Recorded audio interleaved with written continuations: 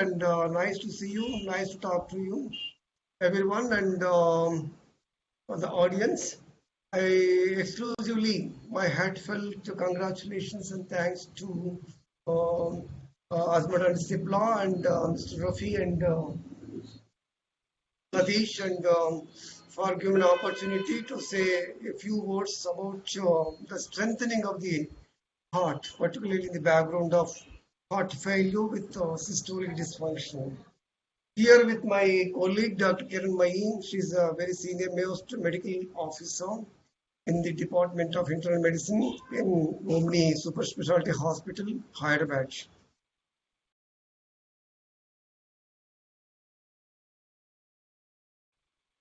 So can I, as you all know, nowadays the cardiovascular diseases in the form of acute myocardial infarction, particularly the heart failure, regardless of the etiology, is bargaining by several forms.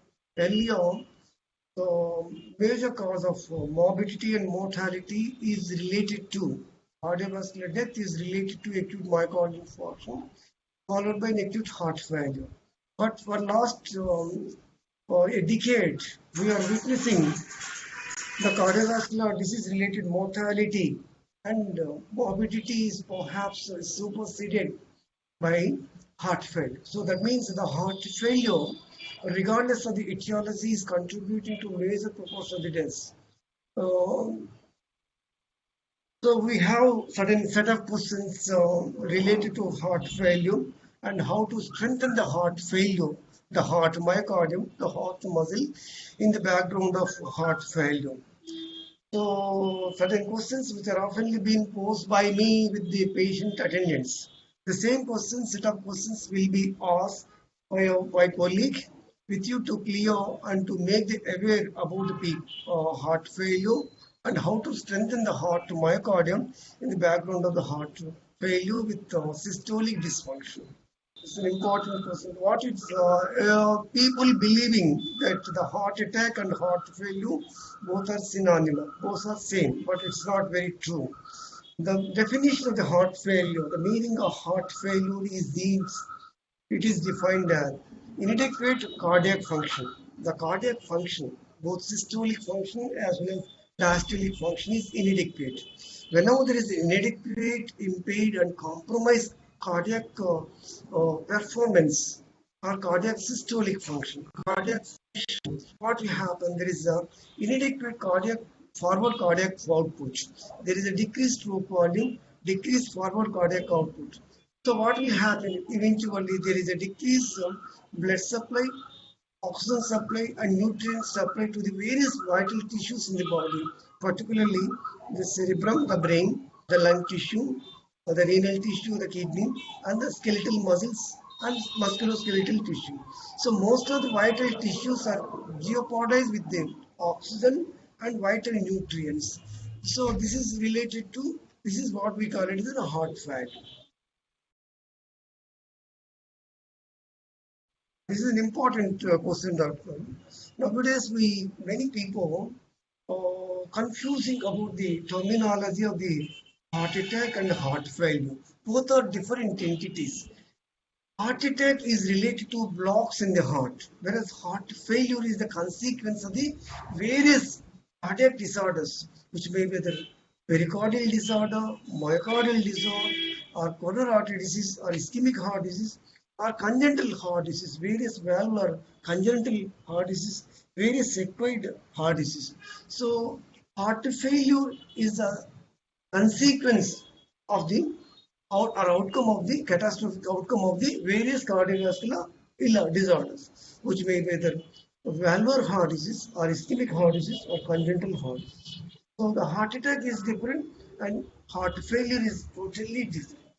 Heart attack means whenever there is a blocks are evident or blocks in the coronary arteries. The coronary arteries means these are the blood vessels which supply heart, the blood and oxygen and vital nutrients to the heart muscle.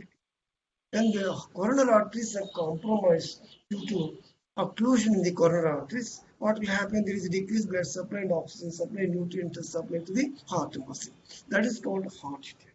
So in this particular heart attack, the patient gets chest pain. That is called angina. Whereas in heart failure, the heart muscle is very weak. Heart pumping capacity, functional capacity is jeopardized. Because of the heart is dilated, heart efficiency, functional capacity is decreased, and cardiac ejection fraction, that what we call the EF, ejection fraction, instead of 60%, it was declined to 30%. When the heart pumping function is declined from normalcy of 60% to 30% or less than 30%, the heart get dilated and the heart get weaker. That what we call as a heart failure. So in heart failure, the principal symptom is the breathing difficulty. Initially, while on exertion, while walking, while climbing stairs, while moving, while doing certain exercise, certain uh, physical activity, they tend to get breathing difficulty. Whereas in heart attack, the principal symptom is the chest pain or angina.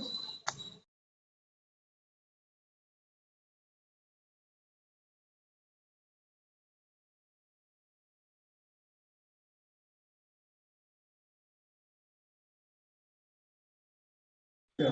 This is very important question, Dr. Garu. The causes of the heart failure are so many. There are multitude of etiologies. Usually, causes of the heart failure are categorized or divided into two sets, two categories. One is the congenital heart disease. Second category is the acquired heart disease. Congenital heart disease means the child born with certain congenital heart disease, like holes in the heart. So what we call it medically as uh,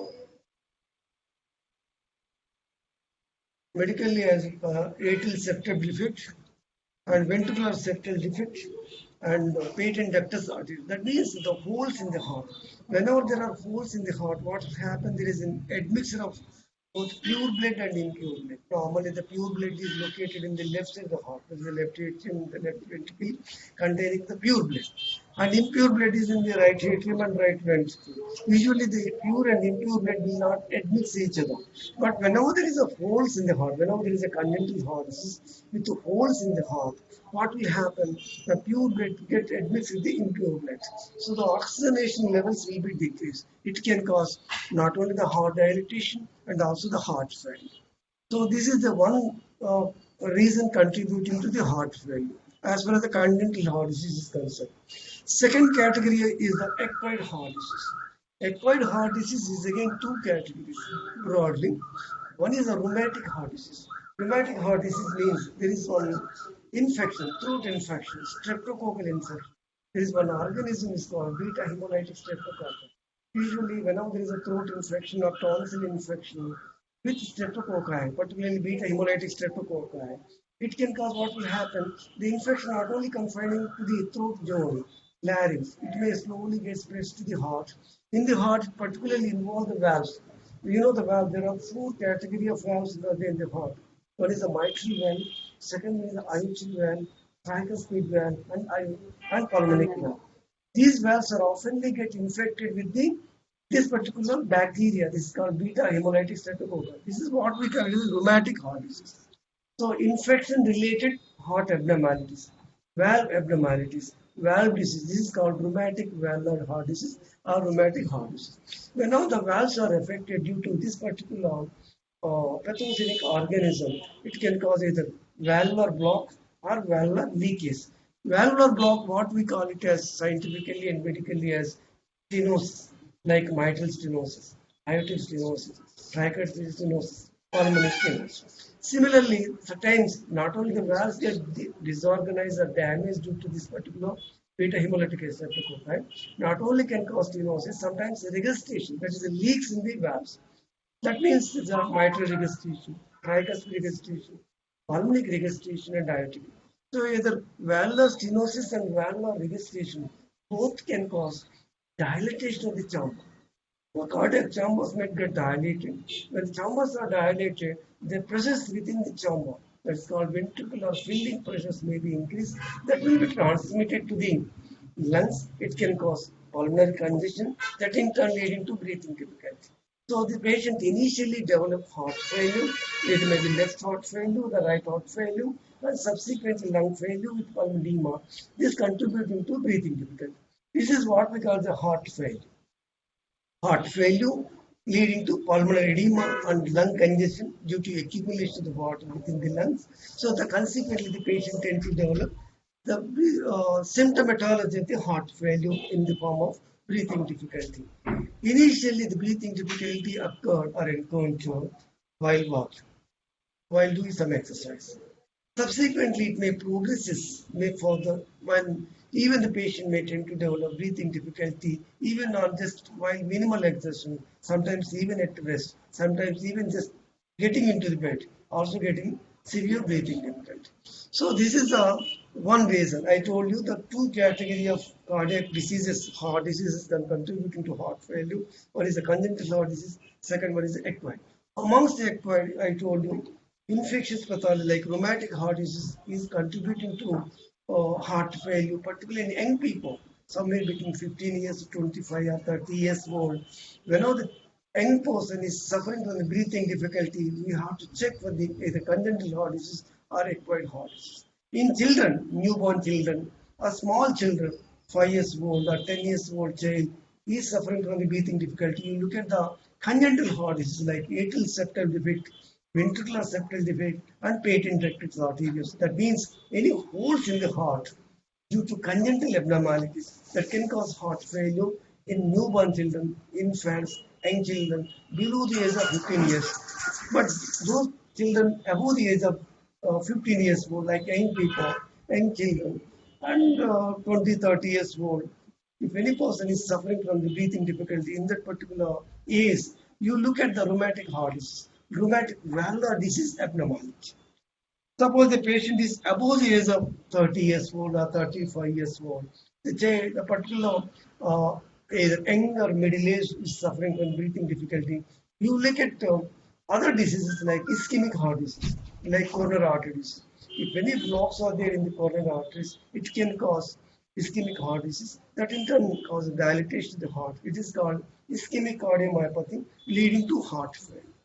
So this is broadly of two, three category of causes are contributing to etiologies are contributing to heart failure. One is the congenital heart disease in children, small children, young people, rheumatic heart disease, middle-aged people, ischemic heart disease related to coronary arteries due to blocks in the heart. These are the major causes, the principal causes are contributing to heart failure. Yeah, this is before going to the disease, acquired heart disease like rheumatic heart disease and ischemic heart disease. Certain chemicals like toxicants also can cause heart disease. Like the people who are consuming alcohol, nowadays the people are consuming a lot of alcohol, it can cause dilatation of the heart. That dilatation, not only dilatation and pumping function become weaker. This is called alcoholic cardiomyopathy. Suppose blocks in the heart, blocks in the coronary artery can cause ischemic heart disease, leading to ischemic cardiomyopathy and ischemic heart failure. Whereas those patients who are consuming alcohol, like alcohol binge, those who are taking a lot of alcohol coupled with the excessive consumption of the animal meat, because this is a very deadly combination, alcohol and animal meat and tobacco. It's a very deadly combination. This particular combination of alcohol, animal meat, excessive consumption of the animal meat or red meat, coupled with the nicotine intake in the form of tobacco, it can cause massive cardiac dilatation, cardiac efficiency, functional capacity is very much declined. Instead of normalcy of the 60% to 30% or less than 30%, it can cause alcoholic dilatation, alcoholic cardiomyopathy leading to heart failure. So alcohol is one major triggering factor contributing to heart failure, apart from the congenital heart disease, rheumatic heart disease, ischemic heart disease due to blocks in the coronary arteries, and also alcohol, coupled with particularly those who are consuming a lot of animal meat and as well as tobacco. So these are the principal reasons are attributing to the development of heart failure. Yeah, you asked one question. How to investigate heart failure? Investigations and evaluation is very important. We don't know the heart failure is related to congenital heart disease. We don't know the heart failure and its symptomatology and consequences related to rheumatic heart disease. We don't know whether these heart failure related to ischemic heart disease or blocks in the heart. We don't know this is related to alcohol. How? So there are certain investigations, basic investigations are there. Basic investigations include ECG, electrocardiogram, ECG. ECG gives information of whether it is a ischemic etiology or congenital etiology information. Because if ECG shows some changes of the ST segment elevation, T reversal, or ST segment depression, that gives some information is a ischemic etiology, ischemia related, or blocks related, or rheumatic heart disease related, or congenital heart disease related. Roughly. Suppose if you still have a suspicion, you have to go for the higher investigations like 2D echo, two-dimensional echocardiogram. That gives almost 90% information about the underlying etiology like rheumatic etiology or congenital etiology or acquired etiology like ischemic etiology, alcohol related like that we come to know. Suppose echocardiogram reveals normal coronary valves. Valves are normal. Valves are healthy, like mitral valve, tricuspid valve, aortic valve, pulmonic valve also healthy. But the heart is dilated, heart walls are very thinned out. So that gives some information about mostly goes in favor of ischemic etiology. Moreover, the pumping function. We look at the pumping function, cardiac functional capacity and pumping function. What we call it is the ejecting fraction.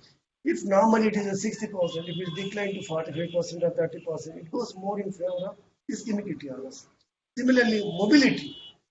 If mobility, the cardiac mobility is not uniform, in certain areas it is mobile, in certain areas it is not mobile, not moving properly. That means it's mostly is a coronary artery related, blocks in the coronary artery related cause of heart failure. Suppose the heart is not properly moving, entire heart is slowly mobile, slowly moving. That means it is related to either alcohol or viral related. Viral cardiomyopathy, viral diseases also can cause heart dilatation. Alcohol also can cause dilatation. The person in the north is taking alcohol, some fever is there. It mostly goes in favor of viral cardiomyopathy and cardiac dysfunction and heart failure. So if the heart is not uniformly moving, it's the entire heart is not uniformly moving, slowly contracting. That goes more in favor of alcohol-related cardiac disease, alcohol-related heart failure, alcohol-related cardiomyopathy, and cardiac dysfunction. This is a way we can able to identify whether the heart failure is related to coronary artery occlusion or coronary artery pathology or blocks in the coronary arteries are due to viral diseases or due to alcohol related cardiomyopathy, alcohol related to heart failure. With this way, we can able to identify, we can able to recognize, we can able to discern the heart failure etiology. So apart from echocardiogram, there are certain other investigations also will help you to make sure that it is a ischemic pathology or rheumatic heart disease or congenital heart disease or alcohol like that. What we can, there is one more important investigation gold standard is an angiogram. Angiogram gives a lot of information about the etiology. Suppose if angiogram is normal, no blocks are evident, that means it's a alcoholic cardiomyopathy. Alcohol-related heart failure. If blocks are evident in the coronary arteries, either in the left artery, descending artery, in the right coronary artery, so we can say it is a ischemic etiology or coronary artery disease-related etiology, or what we call the coronary artery disease, CAD, coronary artery disease-related etiology with pumping dysfunction leading to heart failure. If coronary arteries are abnormal, if the blocks are evident in the coronary artery. If no blocks, it is alcoholic related or viral cardiomyopathy. Nowadays we are seeing COVID-19. COVID-19 not only can cause respiratory failure, lungs involvement, it particularly involves the heart muscle, myocardium. Because of cytokine storm, it can cause massive myocardial damage. This is called fulminant myocarditis. Massive myocardial damage that in turn leading to dilatation of the heart, leading to heart failure. So that also can be identified by doing echocardiogram. If still suspicious, then we can go for an angiogram that gives a confirmation. Make sure it's a COVID-19 related fulminant myocarditis with heart failure. Make sure it is alcohol related make sure it's a coronary artery pathology or coronary artery occlusion or heart attack related heart failure. So with this way, these are the basic investigations. One is the ECG, second one is the 2 Still you have a suspicion, go for higher investigations like angiography that we use in. Then another important basic tool is the X-ray, chest X-ray. That also gives information. It gives information about the lungs. If the lungs are affected or not affected. Suppose the lungs are affected, it may be pulmonary edema secondary to cardiac pathology. This is the way we can able to show that it is a make sure it's related to ischemic pathology or rheumatic pathology or alcohol related or COVID-19 related etiology that contributing to heart failure. Please press the button. Please button press. This way we can do like that. One more important investigation made up because nowadays we are with D-dimer. This is an important investigation for the heart failure. Why? Because if D-dimer is elevated, that indicates there may be thrombus or clot in the pulmonary arteries, pulmonary vasculature. Second to COVID-19. COVID-19 can cause thrombus formation, that in turn leading to heart failure, particularly right heart failure. So elevated D-dimer, if you look at the 2D dilated right atrium, dilated right ventricle, elevated D-dimer, that goes in favor of COVID-19 related heart failure. This is a way we can able to identify is a or congenital heart related or valvular pathology, ischemic heart related this heart failure, alcohol related heart failure. With this way we can able to recognize and differentiate and demarcate and discern with greater accuracy. Yeah, this is very important. Prevention is very, very important. So first, once you identify the etiology, the causative factor, if you treat causative factor, that's the treatment that comes into treatment. Before comes the treatment, prevention is important. Suppose if alcohol can cause heart attack, as I stated earlier, avoid alcohol. It's very important. Animal meat consumption, red meat also can cause cardiac dysfunction, that in turn leading to heart failure. And tobacco also can cause cardiac dilatation, cardiac dysfunction, and heart failure. So avoiding alcohol, avoiding animal meat consumption, avoiding tobacco will prevent the heart failure by 90%. And sometimes, as I told you, the blocks in the heart. Usually blocks are also can be caused by excessive animal meat. Tobacco can cause blocks. Even alcohol also can cause blocks. So we can prevent not only heart attack with the heart failure, and also we can prevent the heart failure secondary to excessive alcohol consumption. So avoid alcohol, avoid animal meat consumption, avoid tobacco. We can prevent heart attack or heart failure by 90%. This is the way we can. And also weight, obesity also can cause cardiac dilatation, decrease cardiac dysfunction. I have seen some cases very recently. Obesity, no risk factor, no hypertension, no diabetes, no lipid levels, nothing. But only obesity itself can cause cardiomyopathy, that means cardiac dilatation, cardiac pumping function may be decreased, cardiac systolic function is decreased, cardiac diastolic dysfunction may be there, so that can cause heart failure. So control the patient is obesity with BMI is more than 25, you have to reduce the BMI, control the weight control, weight reduction, automatically we can prevent heart attack. So the weight control, avoidance of the alcohol, avoidance of the tobacco, avoidance of the animal meat consumption, that decrease the heart attack and heart failure by 90%. So these are the ways we can prevent heart attack. Another important preventive measure is regular physical activity, regular exercise, brisk walking, jogging, treadmill, and various isotonic and isometric exercising means yoga, meditation are immensely beneficial in thought or negating various heart attack and heart failure. Heart failure can be treated by two ways. One is pharmacological therapy and interventional therapy. Three ways. Third one is surgical therapy. So pharmacological therapy includes there are certain basic drugs nowadays which are available very easily. One is a digoxin. Digoxin is an important drug, will help you to alleviate the symptomatology and also mortality benefit, reduce the mortality, and also reduce the hospitalization with the heart failure. It's an important drug. Second drug is a diuretic. Diuretic is like furosemide, torsemide. This is an important drug which is immensely beneficial in reducing the symptoms of the heart failure like the breathing difficulty. Another important drug is the spironolactone. So furosemide, torsemide, and spironolactone and epinol. These are the diuretics. It can relieve the symptoms of the heart failure like breathing difficulty can be relieved, and at the same time it confers mortality benefits, reduce the morbidity and mortality, and also reduces the hospitalization with the heart failure.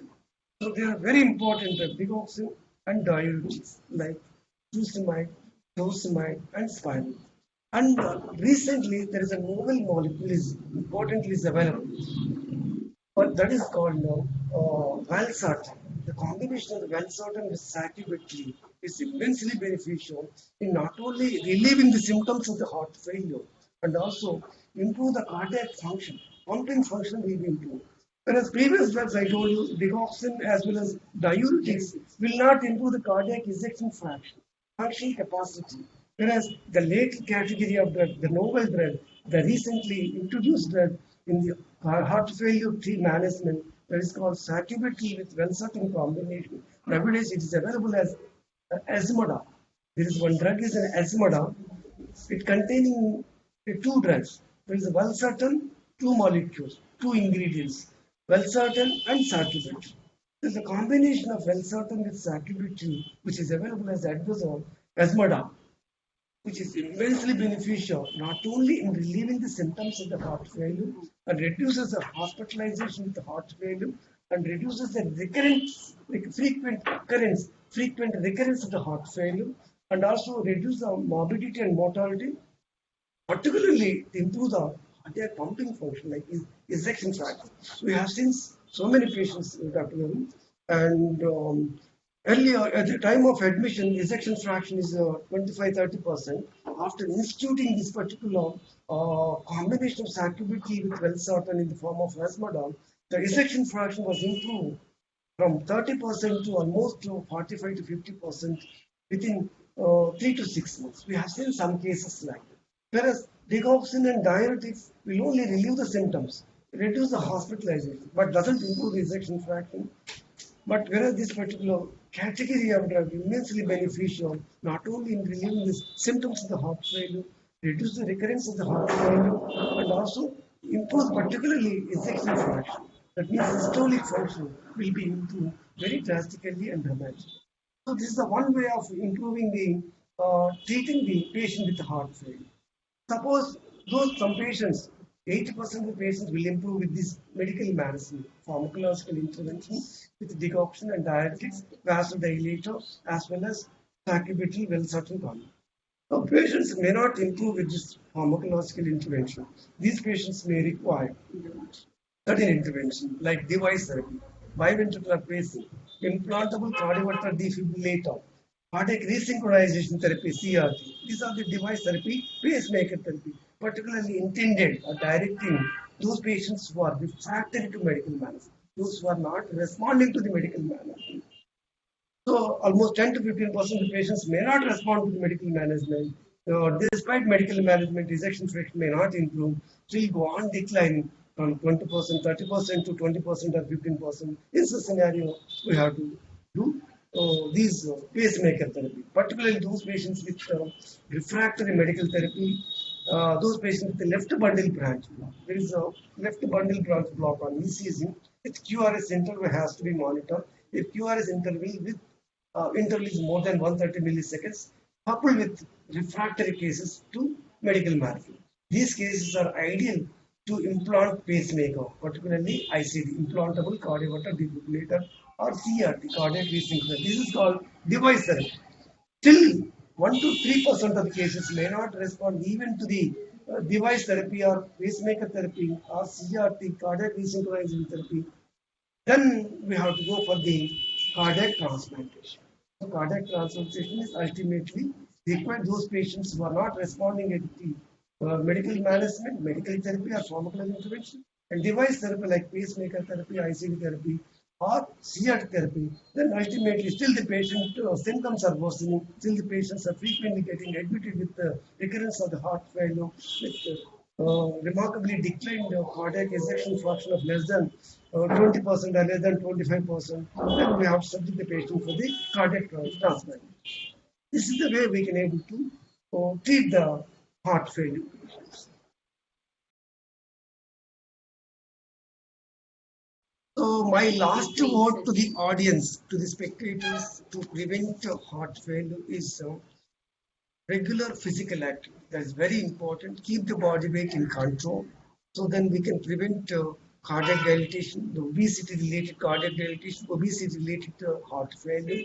So then avoid alcohol. It's very important because alcohol is a toxin. It can cause heart failure. It can cause cardiac dilatation. It can cause decrease in the cardiac ejection fraction. So the if you avoid alcohol, we can prevent heart failure, even heart attack by 90%. Third thing is the avoid red meat. Red meat is also a very important toxin. It's a myocardial toxin. Large consumption of the greater quantity of red meat. Smaller quantities are acceptable, but greater quantity of red meat coupled with alcohol, coupled with tobacco, it can cause dilatation as I stated earlier. So avoid alcohol, avoid animal meat consumption, avoid tobacco. We can prevent heart attack by 80 to 90%. Third, regular physical activity, meditation, yoga asanas. If you do all sorts of exercise and sattvic diet like vegetarian consumption, coupled with avoidance of the animal meat, avoidance of the heart, we can keep the heart attack and heart failure at bay to a greater extent.